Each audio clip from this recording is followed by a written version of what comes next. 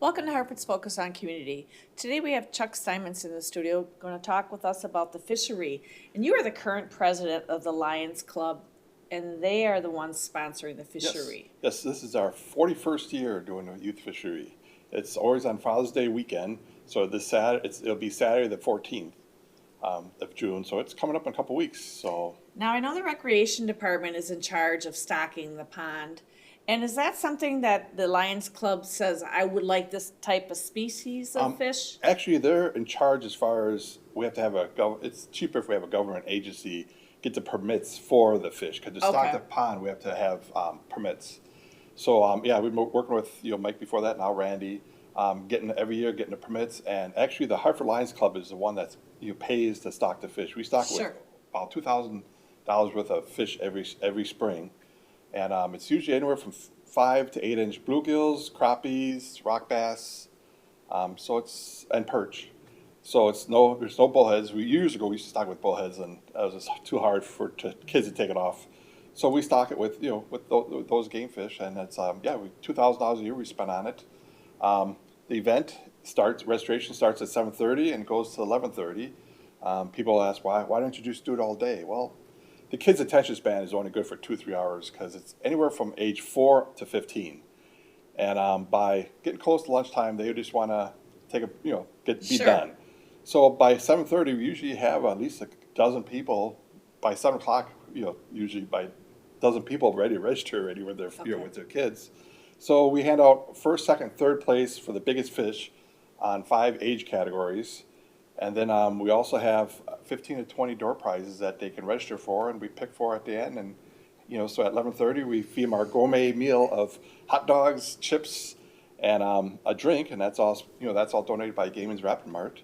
And then Flea Farm donates all the fish, the door prizes up in West Bend, and it's just a fun time. So it starts at 7:30. By 11:30, we wrap up, and fish registration is done, and we hand out the food, and then we hand out prizes and awards, and it's a fun time. So usually by 12 o'clock, it's all done, and people go on their own way. And the last couple of years, the mill's been having their downtown block party, so it's great. They can just go right downtown and enjoy themselves the rest of the day. Yes, the mill will be having that Yeah. on that same day, and that's a great family event for our city and our community. Yeah. And this isn't just for people that are residents of Hartford. No. This youth fishery, again, being held on the Saturday before Father's Day, so June 14th this year, is for area-wide. Yep, yeah, anyone in the area that wants to come down and enjoy their family and fish. And It's- what it's- do you consider youth ages up to? Up to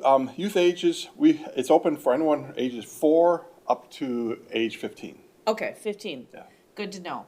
And for fishing down there, I know it gets busy, so I'm sure there's some tangled lines going on, but I'm sure that in the past, we've kind of spaced people out. How does that work? Yeah, everybody wants a good spot that they Right. think is a good spot. They're there first thing in the morning, and sometimes the chairs are sitting out there overnight. Okay. So they scope out their spots. Okay. But yeah, those are the I'd say eager fishermen. They're there early with their Okay. kids, and Okay. and it's about the kids fishing. So the adults Sure. can fish, but their fish don't count. Sure. But 99% of the time, it's the youth fishing, and I tell you, there's never great feeling than when you're watching a 4, 5, or 6-year-old catch their first fish ever, and they're coming up there with the pole, and we have a fish measuring station, and they want to measure this fish, and it might only be about 3 inches big, because there's a lot of other game fish in there. I don't know if people realize that, but that river goes through Pike Lake and comes back out. So if the dam's overflowing or goes over the dam, it'll end up down there. We've had people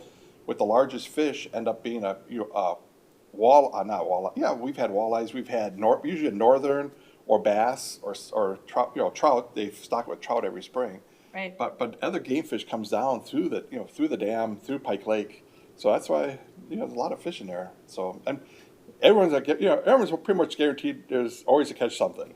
Well, and this is a great free event again for our youth. Yeah. And if anybody would like to make a Goodwill donation, could they make that Goodwill Yes, donation we'll have that day? we'll have a donation bucket always there. Okay. So, but otherwise, it's free to everybody. It's Right. just free. You come in, you register, which we just have you fill out your first name, last name, and age group, so you can keep track of the age groups.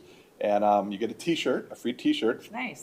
And then the kids do, and then you can participate in the luncheon afterwards, and actually the luncheon is not just for the kids. The luncheon is for all the adults. Everybody that's there can participate in the luncheon afterwards.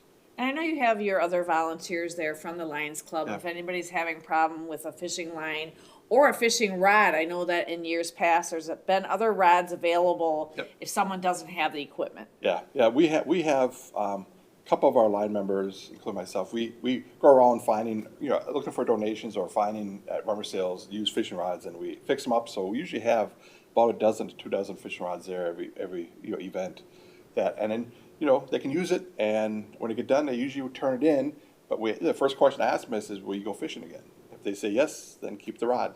That's really a nice thing that the Lions offer, being able to have the ability to give a person their first fishing rod. Yeah. I mean, how special is that? Yeah, it's a great event. Yeah. Well, I thank you for coming in and talking with us Well, about thanks this. for having us. Thanks for having me in again. You're welcome, Chuck. And to our viewers, as always, thank you for watching. I think we